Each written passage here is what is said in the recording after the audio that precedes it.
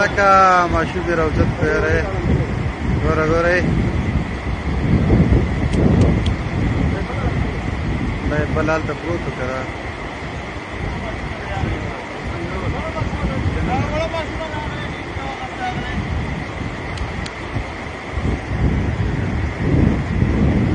دا سیند 12 لیکه څو کسان د دې راګټ نه راوړي دي زما خیال دی دا درېیم کس دی چې راوتلی